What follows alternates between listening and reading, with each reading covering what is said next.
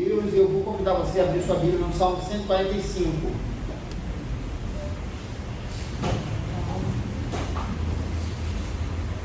Nós vamos ler o Salmo 145, versículo 1 ao versículo 10. Se você encontrou, você pode ficar de pé, por favor. Possamos fazer a leitura da palavra do Senhor. Salmo 145, 1 a 10. E o Salmo 145 nos diz: Eu te exaltarei, meu Deus e meu Rei, bendirei o teu nome para todo sempre. Todos os dias te bendirei e louvarei o teu nome para todo sempre. Grande é o Senhor e digno de ser louvado, sua grandeza não tem limites. Uma geração contará a outra a grandiosidade dos teus feitos, eles anunciarão os teus atos poderosos. Proclamarão o glorioso esplendor da tua majestade e meditarei nas maravilhas que fazes. Anunciarão o poder dos teus feitos temíveis e eu falarei das tuas grandes obras. Comemorarão a tua imensa bondade e celebrarão a tua justiça. O Senhor é misericordioso e compassivo, paciente, transbordante de amor. O Senhor é bom para todos, a sua compaixão alcança todas as suas criaturas. Rendam-te graças todas as tuas criaturas, Senhor, e os teus fiéis te bendigam. Amém. Queridos, o versículo 8 nos diz que o Senhor, Ele é misericordioso, compassivo, paciente e transbordante de amor. Esse Deus amoroso está aqui entre nós. Ele vai participar desse momento de comunhão. Ele vai nos abençoar. Aproveite, desfrute a presença desse Deus amoroso que está aqui entre nós nessa manhã. Vamos orar. Pai amado, Pai querido, te agradecemos, Senhor, pela tua presença entre nós nessa manhã. Te louvamos porque esse Deus amoroso, compassivo está aqui, Senhor, e a gente pode hoje prestar culto a Ti, não pelos nossos méritos, mas porque esse Deus amoroso e compassivo nos perdoou quando enviou o Filho dele na cruz do Calvário em nosso favor. Nós te agradecemos por isso, Senhor Deus, e queremos nessa manhã desfrutar da tua presença, que o teu Espírito Santo fale, transforme, transmita a sua mensagem às nossas vidas, aos nossos corações. Nós choramos assim no nome de Jesus. Amém.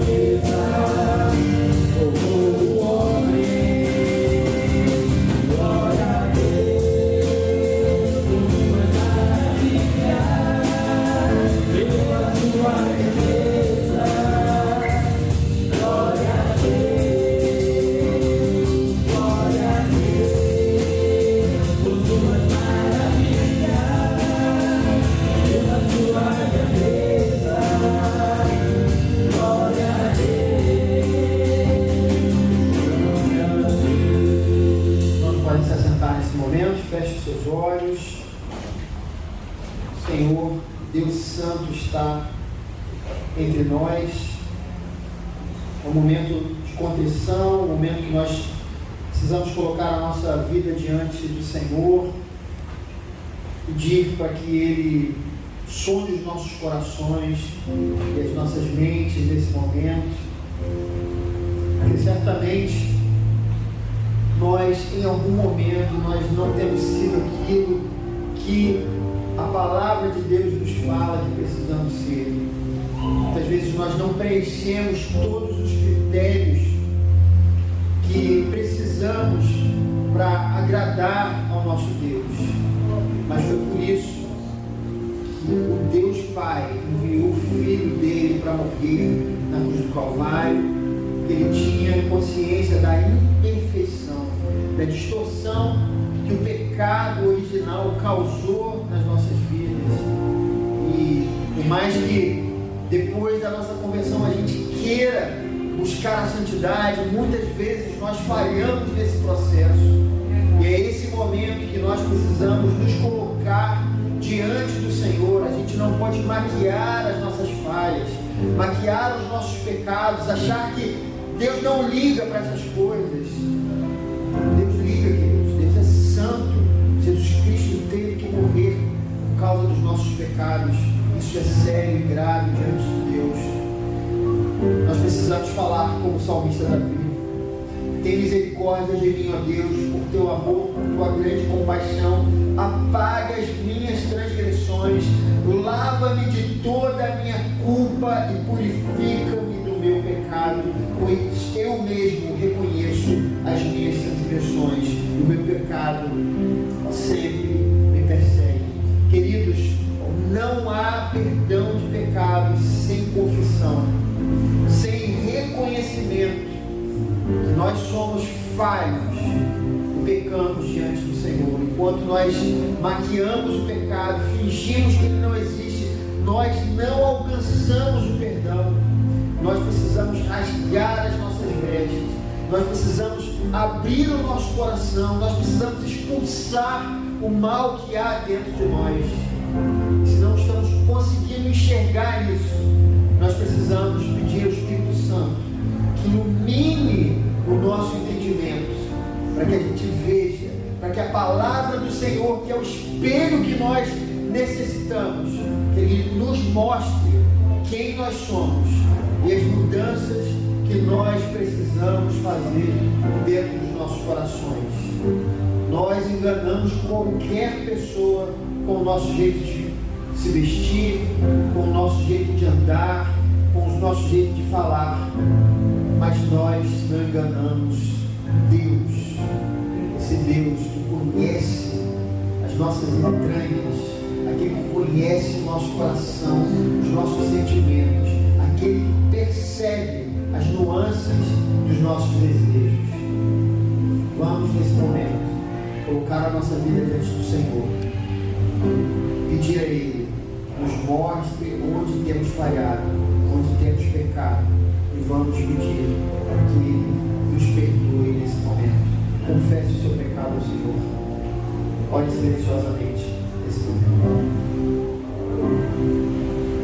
Deus amado, Deus querido, nós apresentamos a nossa vida diante de Ti. Entendemos, Senhor Deus, que somos falhos. Entendemos, Senhor Deus, que muitas vezes nós não conseguimos alcançar, a gente não consegue alcançar, Senhor Deus, o nível, o patamar que Jesus Cristo nos deixou como referência.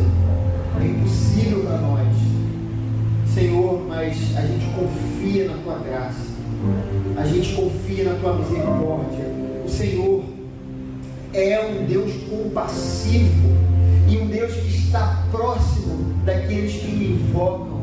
E aqueles que o invocam precisam ter entendimento que Jesus Cristo morreu pelos pecados para que esse chamado fosse possível, para que nós pudéssemos invocar o nome de Deus. Sem santidade ninguém verá o Senhor. Nós entendemos isso. Senhor, purifica-nos, lava-nos, como diz o salmista, livra-nos da nossa culpa, Senhor. Por favor, nós oramos. Se nós temos repetido determinados pecados, tem misericórdia de nós e ajuda-nos a mudar. Transforma as nossas vidas, é o que nós pedimos, em nome de Jesus. Amém. Amém. Queridos, vamos passar um momento de gratidão ao Senhor. Não esqueça de falar uma palavra de gratidão ao nosso Deus nesse momento. Se você trouxe os dízimos, e suas ofertas. Convido você a colocar aí no gasofilácio com esse mesmo sentimento de gratidão ao nosso Deus. Enquanto isso, nós vamos cantar uma música. Próximo louvor, que eu gosto muito, particularmente, ele fala: se o seu inimigo, é uma das partes da Bíblia que eu mais admiro, assim, nenhuma outra pessoa, nenhum outro grande pensador das outras religiões falou o que Jesus falou aqui. Ele falou: se o seu inimigo tiver fome, dá-lhe de comer. Foi através de Paulo, né? Mas ele citando o Senhor Jesus: se tiver sede, dá-lhe de beber. Então, a gente precisa disso na nossa vida, a gente precisa amar. Para ser amado, a gente precisa doar o nosso amor também. Assim como Ele nos amou, a gente o ama também. Amém? Vamos louvar o Senhor.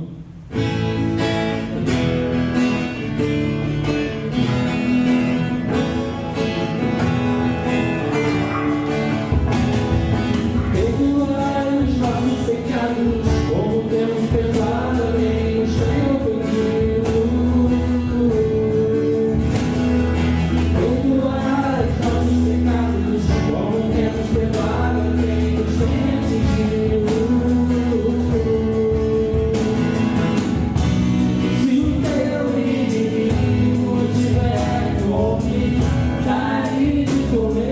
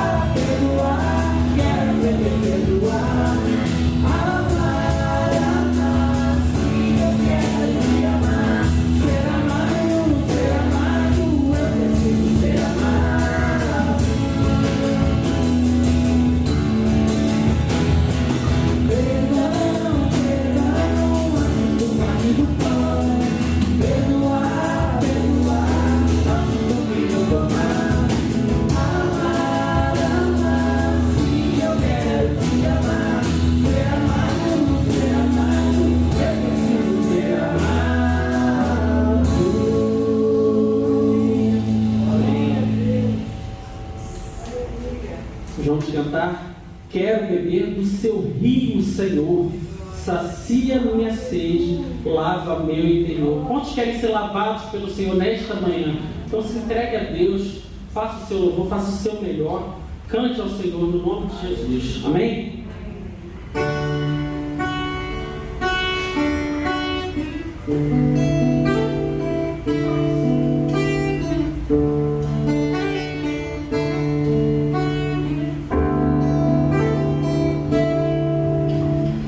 Existe um rio, Senhor,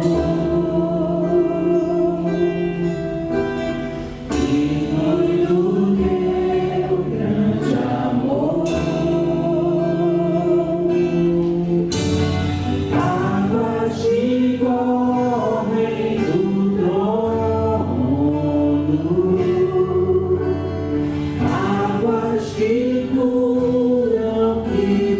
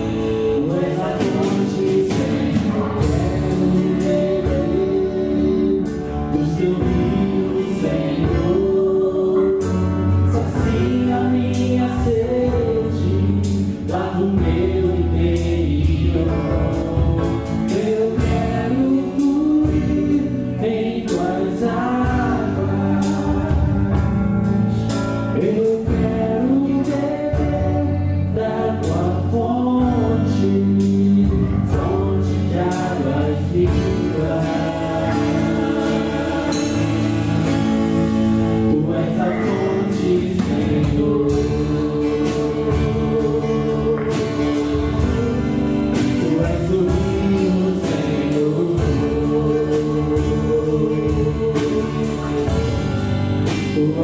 fonte, Senhor. Pai, nós queremos te agradecer por esse momento, Senhor. Podemos louvar o seu nome, podemos adorar a sua santidade. Nós pedimos perdão pelos nossos pecados, pelas nossas limitações, Senhor. Te agradecemos por podermos estarmos aqui, Senhor, te adorando, não em qualquer outro lugar. Nós adoramos o teu nome e pedimos a tua presença em nós, no nome de Jesus de Nazaré. Amém.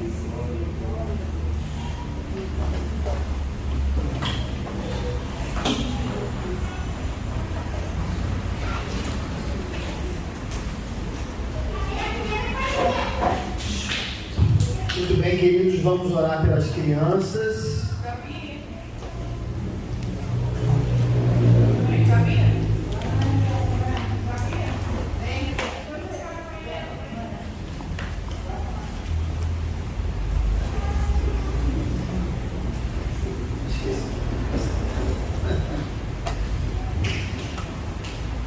Muito bem.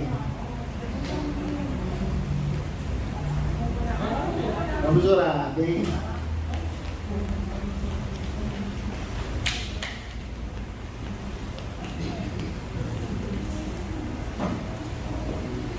Vamos orar, queridos, essas duas lindas crianças que o Senhor colocou aqui. Senhor, muito obrigado pela vida dessas nossas irmãs em Cristo que estão aqui. Pedimos que o Teu Espírito Santo possa falar aos seus corações nesse momento em que a aula delas será ministrada. Que o Espírito Santo fale, sedimente as verdades, para que no momento em que elas possam crescer, quando elas estiverem adultas, tudo isso esteja ecoando em seus corações. E que o caminho que elas venham a escolher sempre seja o caminho de Jesus Cristo. Nós desejamos isso, nós entregamos essas crianças nas tuas mãos, em nome de Jesus. Amém. Obrigado, tia Elisa, pode ir. Obrigado, tia Elisa, pela bênção, está nos ajudando nesse desafio. Muito bem, irmãos. Como vocês sabem, semana passada eu estive viajando, né? Estive num evento. E quando eu cheguei essa semana, depois de algumas horas de viagem, comecei a sentir uma dor na perna, né?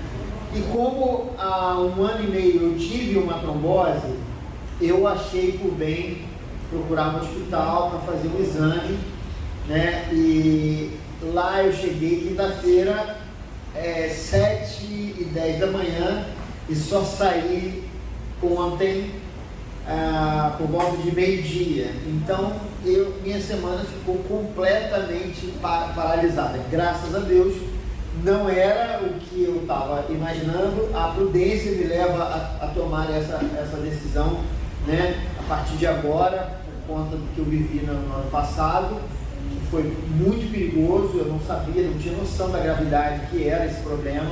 Então, já que eu tive uma vez, eu preciso agora acompanhar. Então, eu acredito que daqui, né, para o restante da minha vida, no futuro, de vez em quando essas coisas vão acontecer, porque eu preciso ser cuidadoso com a vida que o Senhor me deu, né? Não posso levar de qualquer jeito. Então, eu estou fazendo atividade física por conta disso, né? Estou comendo muito bem. Os irmãos estão vendo que eu, né, perdi bastante peso nos últimos tempos, né? Isso é uma questão de saúde mesmo, porque eu preciso, né, ter uma vida saudável para não correr esse tipo de risco e fazer esse tipo de acompanhamento, né? Graças a Deus não foi nada, mas a minha semana ficou uma bagunça, né? Eu que já vinha na semana passada já dedicado ao trabalho da música, né, que eu estava fazendo, e aí eu deixei tudo para resolver as coisas mais urgentes nessa semana, mas eu não consegui resolver porque quinta-feira a coisa já paralisou toda de novo, né? É isso. Essa semana eu não consegui dar a continuidade ao discipulado que eu faço com a Marilene e o Wagner, né? Eu nem consegui avisar vocês. Na verdade, eu não avisei a ninguém, nem a minha mãe e tal, só quem sabia era a Gláucia e os meus filhos, porque eu não queria preocupar ninguém, porque no fundo eu achava que não era, né? Então foi só uma questão de prudência mesmo. Eu não sabia que ia levar tanto tempo no hospital. Para mim ia ser um dia só internado, mas foram 3 dias, né? Então não falei para que ninguém ficasse preocupado, porque não havia nenhuma necessidade de alarde com relação a isso, né?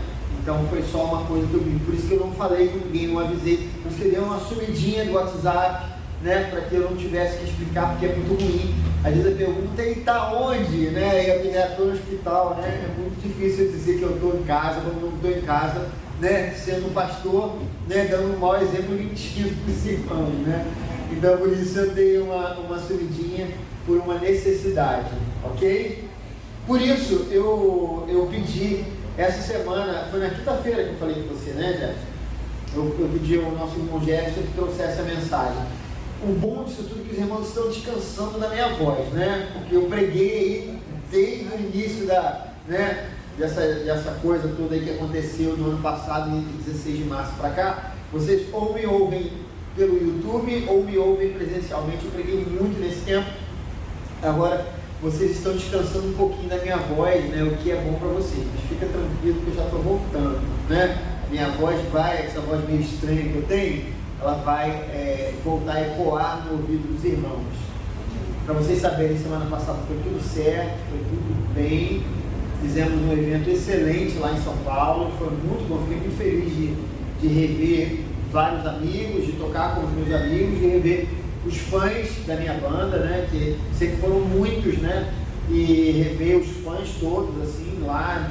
Muitas pessoas vieram de muito longe para ver a gente. O show aconteceu em Campinas, mas veio gente de Mato Grosso, Minas Gerais, Rio Grande do Sul, Espírito Santo, o próprio Rio de Janeiro, veio gente de Niterói, a gente que mora no Fonseca, foi lá ver a gente lá em São Paulo. Então isso foi muito bom, eu fiquei muito feliz de poder dar essa relembrada, né, nesse trabalho que sempre foi muito importante, que é o trabalho do Fruto Sagrado. Não sei se os irmãos lembram, né? Mas a gente foi bastante conhecido ali no final dos anos 90 e início dos anos 2000, nós fomos muito conhecidos.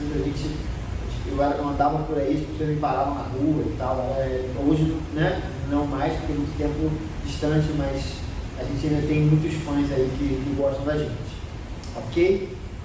Vamos ao que mais importa, que é a palavra do Senhor. Vou chamar o nosso irmão Jefferson aqui.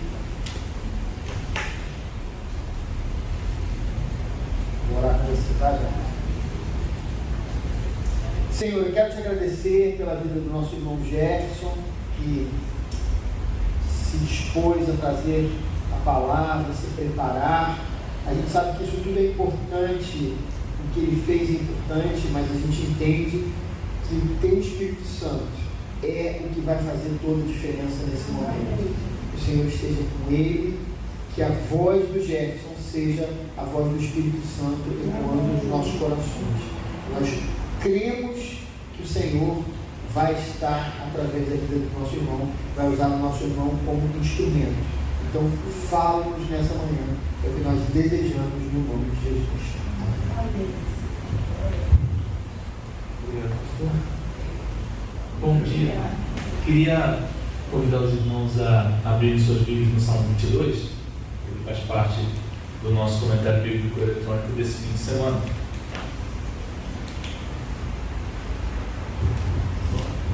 Entrando aí, o livro de Salmos é legal, como eu disse da outra vez, que você está no meio da Bíblia, né? Fácil de achar. Só quem está com Bíblia eletrônica que é um pouquinho mais difícil, você tem que ir no meio dos livros. Vou falar com alguém.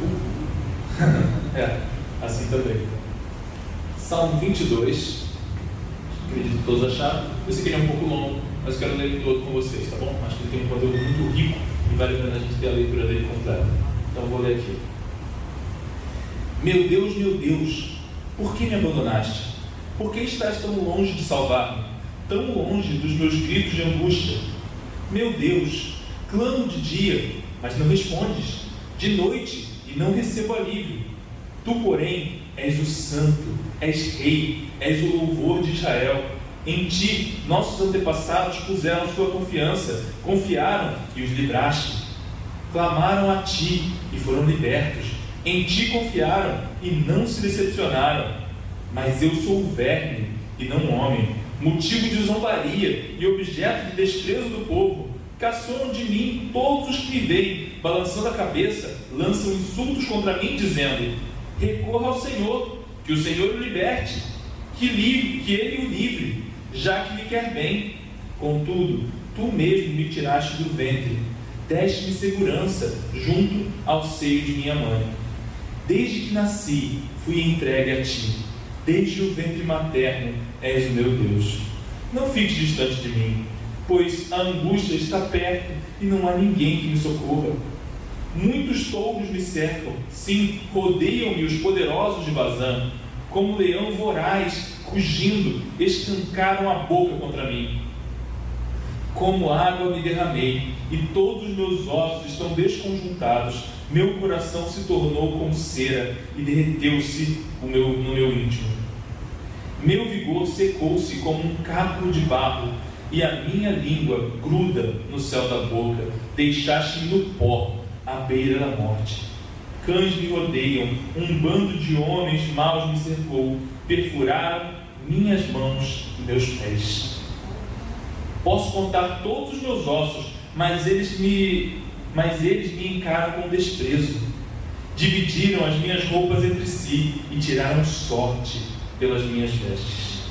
Tu, porém, Senhor, não fiques distante. Ó minha força, vem logo em meu socorro. Livra-me da espada, livra a minha vida do ataque dos cães. Salva-me da boca dos leões e dos chifres dos bois selvagens. E tu me respondeste. Proclamarei o teu nome. Ah, meu irmão, na assembleia te louvarei. Louvem-no, vocês que temem o Senhor. Glorifiquem-no, todos vocês, descendentes de Jacó. Tremam diante dele, todos vocês, descendentes de Israel. Pois não menosprezou, nem repudiou o sofrimento do aflito. Não escondeu o rosto, mas ouviu o seu grito de socorro. De ti vem o tema do meu louvor. Na grande assembleia, na presença dos que temem, cumprirei os meus votos. Os pobres comerão até ficarem satisfeitos. Aqueles que buscam o Senhor louvarão. Que vocês tenham vida longa. Todos os confins da terra se lembrarão e se voltarão para o Senhor, e todas as famílias das nações se prostrarão diante dele. Pois do Senhor é o reino, ele governa as nações. Todos os rios da terra se banquetearão e o adorarão. Haverão de ajoelhar-se diante dele todos os que descem ao pó, cuja vida se esvai. A posteridade o servirá, gerações futuras o ouvirão falar do Senhor. E a um povo que ainda não nasceu, proclamarão seus feitos de justiça, pois ele agiu poderosamente. Eu lembro da primeira vez que eu li esse salmo, e que quando eu comecei a ler, ali, na abertura dele, Deus meu, por que me desamparaste? E aí eu olhei em cima, do salmo de Davi, eu pensei, então na verdade Jesus roubou essa fala, Essa fala não era exatamente de Jesus, era de Davi, E aquelas coisas, quando você está lendo, você tem essa impressão, Mas será que é justo dizer que Jesus pegou a fala de Davi? Eu lembro de uma cena muito boa, uma série, não sei se vocês puderam assistir, chamada The Chosen, tem sido produzida aí no aplicativo, e ela conta um pouco da história, principalmente de personagens à volta de Jesus ao longo da sua vida. Então vai contar um pouco da história de Pedro, um pouco da história de Natanael, de vários dos discípulos, os escolhidos, se você traduzir o nome, E enquanto conta, num determinado momento, na hora de apresentar Jesus, na verdade bota ele no meio de crianças, e ele conversando com as crianças. Enquanto ele troca essa ideia com as crianças, em dado momento, ele vai e pronuncia as palavras de Isaías 61. O Espírito do Senhor está sobre mim, porque o Senhor me ungiu para pregar boas novas, e ele continua. E então, enquanto ele fala isso, uma das crianças, que obviamente já tinha estudado a Torá, afinal são crianças judias, uma delas vira e fala assim: isso daí é Isaías, não é? Isaías que disse isso. E é muito legal como o ator faz, que ele olha como quem diz: não, eu que disse isso. Mas por fim ele fala, e aí quando ele fala ele diz: sim, Isaías disse isso. Por quê? Porque é como se ele estivesse dizendo: a fala é muito mais minha do que de Isaías. Eu dei a Isaías essas palavras. E a verdade é que o Salmo 22, ele é uma oportunidade de nós percebermos Davi de uma maneira muito diferente da que a gente está acostumado a vê-lo. Normalmente nós vemos Davi como o grande rei Davi, o rei judeu que lutou várias batalhas, derrotou o gigante Golias, Mas aqui, nós estamos vendo ele de uma forma que Pedro falou com a gente lá em Atos 2, né, quando está mencionando Davi, que chama Davi de profeta. Ele diz, olha, Davi também foi profeta. Houve coisas que ele escreveu que se cumpriram em Cristo. O que nós encontramos aqui? Pensando um pouquinho no contexto desse salmo, você vai perceber que, portanto, ele é uma apresentação do rei Davi, mas na realidade, ele está falando sobre aquilo que Cristo realizaria e principalmente a maneira como Cristo morreria. Daí o encantamento desse salmo.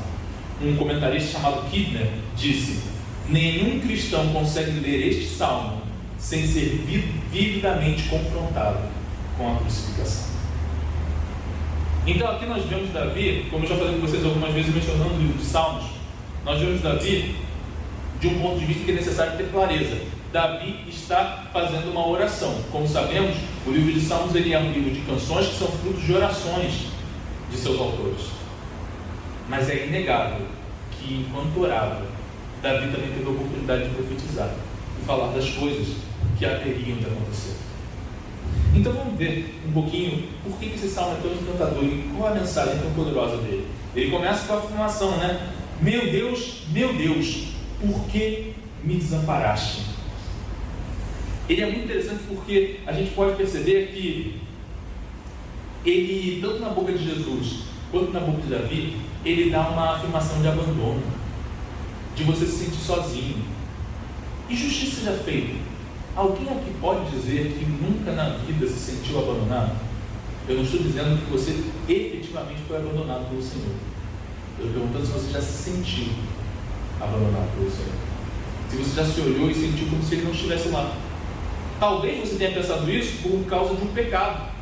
Você de fato olhou para o seu pecado e disse: é impossível que Deus agora esteja junto de mim. Talvez não tenha sido um pecado, talvez tenha sido um sofrimento. E em meio ao seu sofrimento você disse isso: não é possível que Deus não esteja vendo o que eu estou passando, não é possível que Ele não se importe, não é possível. Deus, sem dúvida, tem que ter me abandonado. A fala na boca de Davi confirma esse sentimento muito mais como um sentimento mesmo. E a realidade é que quando Cristo pronuncia essas palavras, Ele está nos dizendo que, para que nós nunca pudéssemos falar que fomos realmente abandonados por Deus, o Filho de Deus se colocou na situação de maior solidão que alguém poderia estar. De fato, Cristo estava ali, sendo capaz de convocar um exército de anjos para vir salvá-lo, mas estava ali, se sentindo abandonado. E enquanto a gente vê a força que o abandono tem no Cristo homem, na forma como a gente entende que um homem se sinta abandonado, nós não podemos dizer que é graças a Ele e graças ao seu sofrimento que é impossível estarmos realmente abandonados. Deus sempre está conosco. Talvez você se sinta sozinho. Talvez o nosso pecado esteja mascarando a nossa percepção de Deus. Talvez o nosso sofrimento esteja nos enganando. Mas é certo que o Senhor jamais abandona aqueles a quem Ele salvou. E então Davi prossegue. E é necessário perceber que no seu prosseguir ele ainda continua chamando de meu Deus. Não é justo ler esse texto e pensar que Davi começa revoltado com o Senhor a tal ponto que ele de alguma maneira quer abandonar ao Senhor, assim como não aconteceu com Cristo, porque a fala é meu Deus. Ele continua sendo o seu Deus. Não importa se nós estamos no sentido abandonados ou não, nós ainda podemos chamá-lo, nós ainda podemos falar com Ele, e Ele continua sendo chamado de meu Deus. Ele prossegue e diz também que Ele é santo. Tu és o santo de Israel. Ele então começa uma estrutura de pedir socorro. Ele vai dizendo: olha quem você é. Tu que és poderoso, por favor, não me abandone. Tu que és poderoso, tens poder para salvar-me. Então vem salvar-me. Diz o profeta: vem salvar-me, porque tu és poderoso. Eu sei que tu podes. Então, por favor, vem salvar-me. Ele então começa a falar sobre a história. E ele diz: olha, os nossos antepassados contam histórias de você. Eles contam. E aqui provavelmente ele estava pensando em pessoas como Abraão, nos seus momentos de crise, quando tem que enfrentar a 5 reis poderosos e com um exército de homens que não eram soldados, mas confiou no Senhor e foi até lá. Talvez ele esteja pensando em José, quando está ali percebendo que a sua vida está indo por um caminho terrível, vendido pelos irmãos, e então, por ser fiel, ainda tem que ser tratado da maneira como foi, por uma mentira da mulher de Potifar. Mas Deus o restaurou. Ou talvez ele esteja pensando em Moisés e em toda a saga da vitória sobre o faraó e da travessia do Mar Vermelho. E é fácil então dizer: nossos antepassados confiaram no Senhor e o Senhor nos livrou. Por que eu não posso ser livre? Porque eu me sinto como um verme abandonado. E quando nós percebemos essas palavras em Davi, nós percebemos também que muitas vezes nós oramos assim. Nós olhamos as grandes histórias da Bíblia como se não houvesse tempo no que está acontecendo ali. Ora, será que José foi às 3h30 vendido como escravo, às 3h45 preso por Potifar, e às 4h Faraó estava restaurando ele? Ou será que são um ciclo de anos na vida de José? Será que aqui nós estamos falando sobre uma história que passa anos de sofrimento até que o Senhor o restaure? Mas nós, imediatistas como somos, nos sentimos sozinhos e abandonados e dizemos: Senhor, por que estamos onde estamos? Esse não é o caso de Cristo, que quando diz essas palavras, fala de maneira poderosa, transmitindo para nós que de fato era necessário que o Filho de Deus passasse por toda essa sensação de abandono, para que nós nunca pudéssemos de fato estar abandonados. Ele prossegue e diz para nós que caçoam dele, ficam a fazer piadinhas, gracinhas com ele, e de fato não é assim na história de Jesus. Não estavam os fariseus diante dele dizendo: salvou os outros, que Deus o livre. Ora, Deus não o quer bem? Eles pronunciam estas palavras a respeito de Jesus, e é assim que Davi escreve. De fato, eu lembro de uma história que eu sempre gostei, de um autor que eu particularmente sou apaixonado por ele, chamado C.S. Lewis. E essa história não foi escrita por ele, essa história ele viveu. Ele já estava muito doente, próximo do seu período de morte, e então ele está no hospital. E enquanto ele está no hospital, ele tinha um vizinho ateu que adorava discutir com ele. E quando ele está lá no hospital, eis que o secretário dele ficava passando na casa dele para buscar coisas para ele. E enquanto o secretário está passando na casa para buscar coisas para ele, o vizinho aparecia e dizia: e o senhor Lewis, como está? E o secretário dizia: está no hospital, não está bem, está passando por essa dor, esse problema. E então o sujeito ele dava uma risadinha. Que pena, né? Ele ria. E ele ria por quê? Posteriormente o secretário entendeu. Ele ria porque ele estava sentindo assim: está vendo? Acreditou em Deus a vida toda e vai morrer antes de mim. O homem era bem mais velho do que Deus.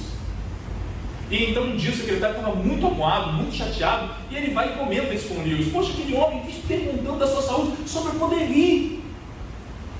E Lewis olha para ele e faz o mesmo que o homem, dá uma risadinha. E ele: como é que você consegue rir disso? E Lewis responde: é porque ele só tem isso. Tudo o que ele tem é poder rir de mim, é poder caçoar da minha fé. Mas o que Lewis tinha? Lewis olhava para aquela cama de hospital onde ele estava e dizia: se aqui eu morrer, eu vou encontrar o Senhor. Eu não tenho só um caçoar, eu não tenho só uma piadinha, eu não tenho só uma risada no meu dia. Eu sei, e por essa razão já me alegro, porque um dia encontrarei a própria felicidade. Jesus Cristo, o Senhor, se entregou por mim e eu o verei graças a isso. Essa é a nossa alegria. Eles só têm isso. A verdade é que a mensagem de Davi é: sim, eles vêm e caçoam, eles vêm e fazem piada, eles fazem graça, eles olham dessa maneira, porque naquele momento parece que Cristo foi derrotado, naquele momento parece que Cristo perdeu, mas nós sabemos que Cristo não perdeu, nós sabemos que Ele ressuscitou. E no final das contas, portanto, nós lemos essa história para saber que enquanto ao longo da nossa vida nós podemos ser caçoados e zombados, também precisamos ter a certeza de que Cristo será a nossa resposta, e que um dia nós vamos estar diante dele. Desde o ventre da minha mãe, diz ele, Nos dias de angústia, e isso é algo que eu quero que você lembre bem dessa mensagem. Nos dias de angústia, nós precisamos recordar das lembranças, recordar daquilo que Deus prometeu em sua palavra a nosso respeito. Ele sabe que desde o ventre da minha mãe, o Senhor me tem guardado. O próprio Davi escreve no Salmo 139, os teus olhos me viram a substância ainda informe, no teu livro foram escritos todos os meus dias, cada um deles escrito e determinado, quando nenhum deles havia ainda. Ou nós olhamos e sabemos que o Senhor nos conhece desde o ventre materno, e aplicamos e sabemos que todas as promessas que foram feitas a respeito dos seus santos serão cumpridas, ou então de fato os dias de tristeza serão muito mais poderosos do que nós. Ele então fala sobre figuras de linguagem na forma dos animais e do seu poder, de leões com suas bocas abertas, prontos para nos engolir. E não é assim nos dias ruins. Nos dias ruins não parece que há um monstro diante de nós que está cada vez mais nos engolindo e tirando de nós a vida, está arrancando de nós tudo que possa valer a pena. Não são assim os dias ruins. Fortes touros me cercam. Os leões ficam diante de mim com suas bocas abertas para me engolir. Cristo passou por todas essas coisas e venceu, para que quando nós enfrentamos essas coisas, nós saibamos que pela vitória dele, nós venceremos com ele. Não para que você vença por você mesmo, seguindo apenas o exemplo de Cristo, mas muito além disso, para que você saiba que você vence através da vitória de Cristo sobre todas essas angústias. Então Davi prossegue e diz que me derramei como água. Eu simplesmente derreti. Tamanho o perigo que estava diante de mim. Quão fácil é nós olharmos para todas essas coisas e tanto tremer que parece que a gente virou água. E mais uma vez eu digo a vocês, quando for tão grande assim o sofrimento, quando for tão terrível aquilo que está diante de nós, nós precisamos recordar das promessas feitas por Deus e do sacrifício de Cristo, que é onde se completa tudo isso, porque o profeta então diz para nós: perfuraram minhas mãos e meus pés. Você sabe o que ele está falando? Perfuraram minhas mãos e meus pés. Sim, posso contar todos os meus ossos, eles me veem, porque Cristo foi maltratado, machucado, a tal ponto que sua carne parecia aberta. De fato, aqui para Davi, não devia ser uma condição de tamanho número de machucados quanto os de Cristo, mas ele descreve aqui para nós, com uma figura de linguagem, que lá na frente, nós de fato vamos ver isso com muito mais clareza na pessoa de Cristo e no seu sofrimento. Mas quantas vezes no nosso sofrimento nós não dizemos: sim, me cortaram em pedaços, e esquecemos que através do sacrifício vicário de Cristo nunca seremos tão cortados que não possamos olhar e dizer: graças a Deus por Jesus que se entregou. Dividiram as minhas roupas. Mais uma vez uma descrição daquilo que Cristo passou. Ele diz para nós que as roupas dele foram divididas e tiradas sortes para decidir quem ficaria com sua capa. E então Davi começa a mudar um pouco a direção do poema. Diz para nós assim: ah, Senhor, não fiques longe de mim. Lembra quando a gente começou? Deus meu, por que me desamparaste? Mas agora ele começa a olhar e dizer: mas sabe de uma coisa? Ele nunca nos abandonou. Por isso ele pode dizer: ah, Senhor, não fiques longe de mim, porque sei que não estás, pois estás me ouvindo. Não fiques longe de mim. Por 2 vezes ele vai falar isso. Não fiques longe de mim. Eu sei que tu não me abandonas. Ele prossegue e então diz: louvem-o. Sim, depois de ver todas essas coisas, vocês precisam louvá-lo e dizer quão maravilhoso é o nosso Deus, porque ele não repudia o sofrimento do aflito. Aquele que sofre, aquele que está em Cristo, esse com toda certeza não pode pensar que no seu sofrimento você está sendo repudiado por Deus. Se sofremos, Deus realizará coisas no nosso sofrimento, mas é certo que o Senhor não nos repudiou. O seu amor continua sobre nós. E portanto ele será tema do meu louvor. Sim, os pobres e os ricos comerão da mesa do Senhor, porque eles sabem que todos eles se tornaram descendentes espirituais de Abraão, foram salvos em Cristo para então comer a mesa de Deus. Até os confins da terra essa história será contada e pessoas vão acreditar nela. E assim como lá à frente João vai dizer para nós que toda língua confessará que Jesus Cristo é o Senhor, aqui ele também diz para nós que em todos os lugares deste mundo haverá aqueles que dirão: Jesus Cristo é o Senhor. E por fim ele diz, não só em todos os lugares do mundo, mas em todos os tempos, porque ele diz para nós: um povo que ainda não nasceu. Essa história seria muitas vezes contada para que mais pessoas pudessem louvar a Deus. E meus irmãos, quão longe nós estamos do lugar onde Davi escreveu essas coisas? Quão longe nós estamos do lugar onde Cristo morreu? Mas essa história nos foi contada. A verdade é que nós mesmos podemos olhar no espelho e saber que somos cumprimento dessa palavra. Essa história seria contada nos confins da terra a um povo que ainda viria nascer muito ano depois. É por isso que essas palavras são proféticas e é por isso também que são uma oração para aqueles que sabem que Cristo é aquele que sofreu, para que nele nós encontrássemos a resposta para todos os nossos sofrimentos. Queria falar com você ainda sobre 3 doutrinas que a gente pode tirar disso. E a primeira é pensar o que os crentes fazem na angústia. E nós encontramos nesse texto como os crentes reagem aos seus tempos de melancolia, de sofrimento. Nós encontramos no ministério de Jesus e, na verdade, no ministério de todos esses homens de Deus ao longo da Escritura, que havia momentos em que era necessário se retirar e orar. Um dos maiores erros que nós cometemos é que quando nós estamos sofrendo, nós geralmente estamos tendendo a querer estar de mal com Deus. Se eu estou de mal com Deus, eu não quero falar com Deus. Eu quero ficar longe dele.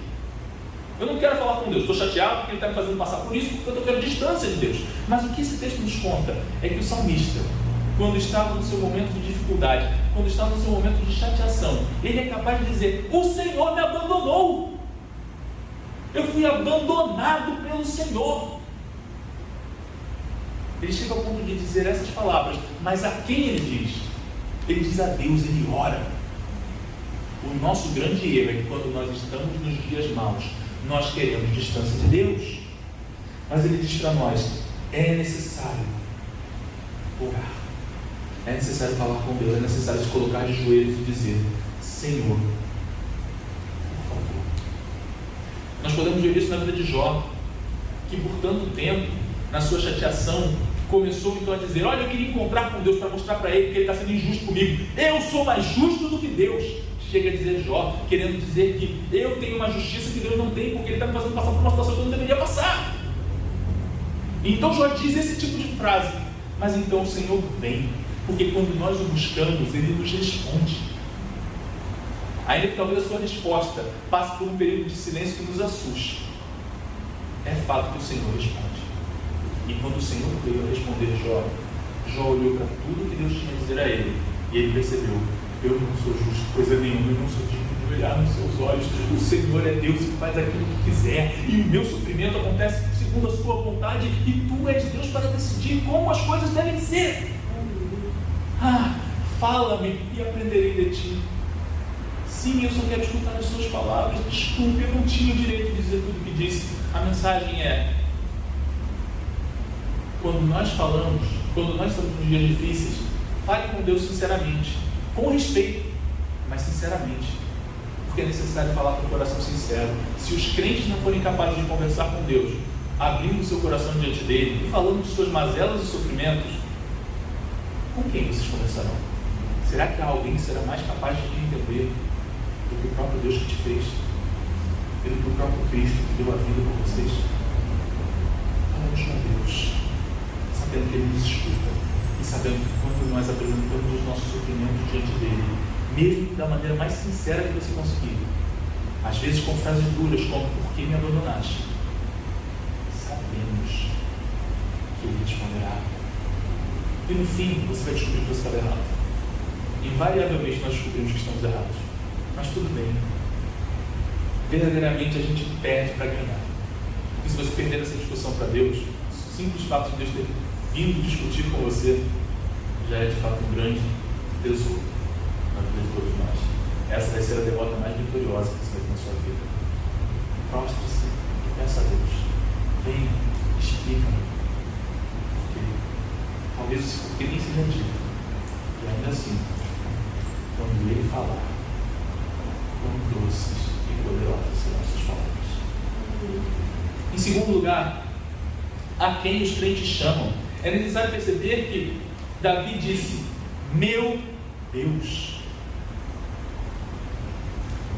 Nós falamos com Deus porque sabemos que Ele é o nosso Deus. Meu avô costumava dizer que o mar não tem cabelo. Eu adorava a expressão dele. A gente ia à praia e ele sempre dizia isso: olha, o mar não tem cabelo, cuidado, hein? O mar não tem cabelo. Ou seja, se você ficar solto ali, você não tem onde agarrar. O mar não tem cabelo, você não tem onde agarrar. Você só vai seguir para onde o mar quiser te levar.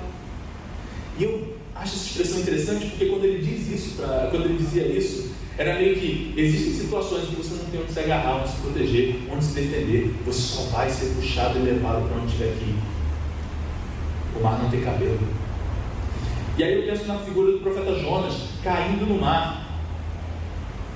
Caindo no mar, jogado pelos seus colegas de navio, porque sabiam que se não o jogassem, morreriam junto com ele.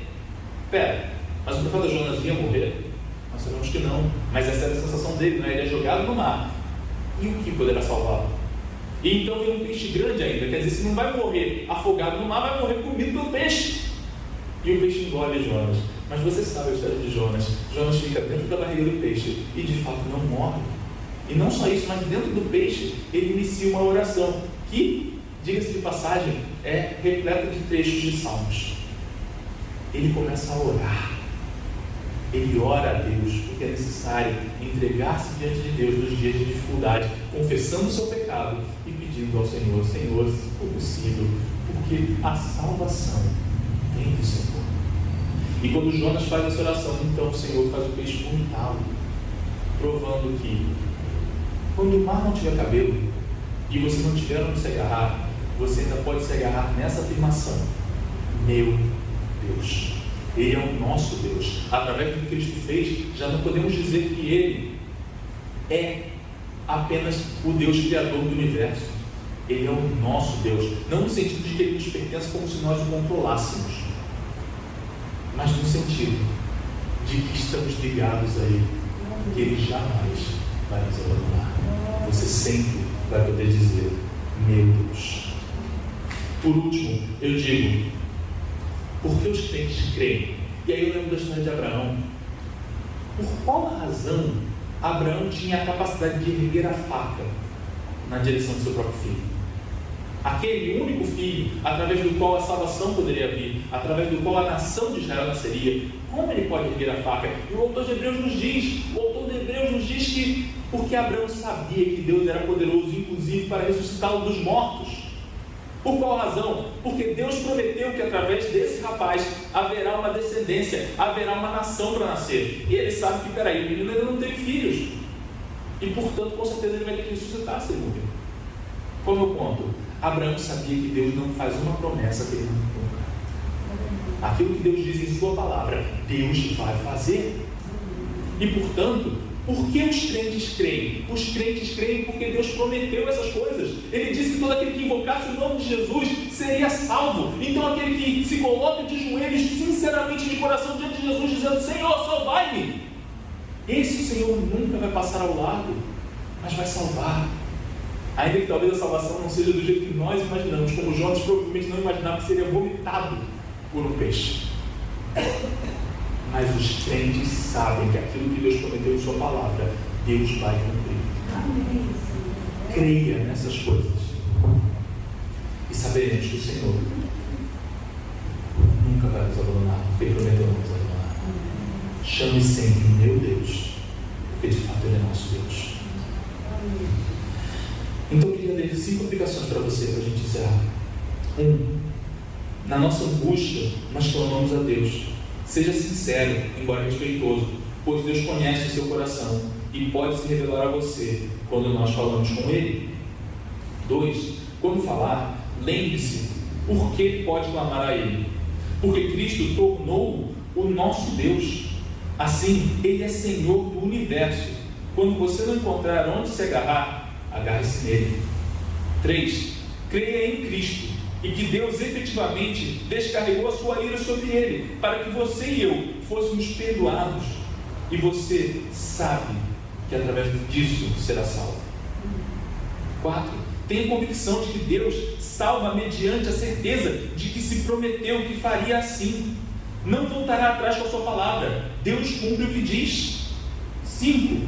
Vá para casa hoje com um coração reverente e desejoso de encontrar a Cristo na palavra de Deus, as maravilhosas promessas das coisas que Deus tem preparadas para aqueles que o amam. Vamos orar? Senhor Jesus, obrigado porque Tu és bom. Obrigado porque Tu és a nossa alegria. Sim, a alegria de alegrias, porque Cristo se entregou por nós. E em todos os dias em que nós nos sentimos abandonados, sabemos que o Senhor nunca nos abandonará, porque disse que não nos abandonaria. Ah, Senhor, sim, haverá dias em que nós acharemos que fomos abandonados. Senhor, não nos permite nos afastar de Ti, mas lembra-nos que ainda podemos nos colocar de joelhos e dizer: meu Deus, que nós clamemos a Ti nesses dias de angústia, Senhor. Porque verdadeiramente, quando o Senhor se revelar, nós saberemos que o Senhor nunca foi injusto e que nós não conseguimos ver as coisas como elas de fato são. Ah, Senhor, não permite que ninguém aqui não perceba Deus como Ele de fato se tornou para nós, porque Tu de fato Te fizeste Pai para todos nós e não nos abandonará. Senhor, faz-nos crer nas Tuas promessas com tamanha força, para que assim nós possamos seguir na Sua direção, mesmo nos dias maus, sabendo que não importa quão forte seja a dor que está no nosso coração, o Senhor prometeu-nos que em Cristo nós seremos salvos. Faz-nos crer, Senhor, faz-nos crer até o fim, em nome de Jesus. Amém. Pastor.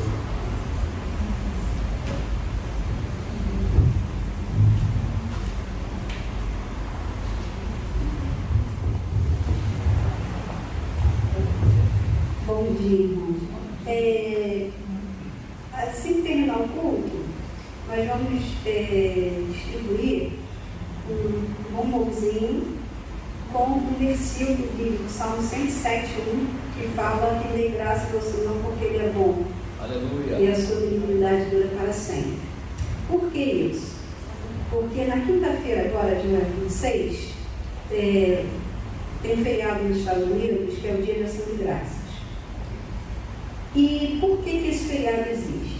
Porque no século XVII, um pouquinho de história rápida, irmãos na Inglaterra passaram a ser perseguidos por conta do Evangelho. Então, eles acharam melhor fugir, pegaram um navio e foram para os Estados Unidos. Só que chegando lá, você imagina a situação, eles chegam num lugar que eles não conheciam e não sei se justamente nesse ano, ou se eles não estavam acostumados, mas o inverno foi muito rigoroso. Então você imagina, você está fugindo do lugar que você nasceu, você viveu, está indo para um lugar, enfrenta um frio rigoroso, é uma adaptação difícil, mas no final de um ano, quer dizer, em novembro do ano seguinte, é o começo do verão, apesar de todas as dificuldades, eles conseguiram ultrapassar aquele ano, tiveram colheita, a colheita foi abundante, então eles se reuniram para agradecer a Deus por aquele ano difícil que eles tiveram, mas que foram vitoriosos. Então, qual o objetivo da gente ter trazido esse bombonzinho com esse versículo? A gente está chegando no final do ano, ele já está aí, as portas. E aqui no Brasil tem as famosas retrospectivas, né? No final do ano vai ter retrospectiva disso, do esporte, retrospectiva daquilo. É um bom momento para a gente fazer uma retrospectiva na nossa vida e ver o que Deus tem nos feito. Como diz aquele hino, né? Quantas bênçãos me dizem quantas são, recebidas da divina mão. Vem dizê-las todas de uma vez e verás surpresa por quanto Deus já fez. Então, o objetivo é da gente trazer essa questão da ação de graça para o nosso coração, de agradecer a Deus. Esse versículo é para você levar para casa e meditar e dizer: por que eu sou grato a Deus? O que eu tenho para agradecer a Deus? E como o Jefferson pregou, não é porque deu tudo certo, não é porque tudo aconteceu como a gente queria, mas é porque Deus esteve com a gente em todo o tempo. Então, esse é o objetivo dessa lembrancinha de ação de graça. Tá bom? Então, terminando o culto, a gente vai distribuir. Agora sim, vamos ficar de pé, irmãos. Vamos, mediante essa palavra, vamos agradecer ao Senhor, porque o nosso Deus, Ele nunca nos desampara, mesmo mediante as dificuldades, as lutas, Ele está conosco em todo o tempo.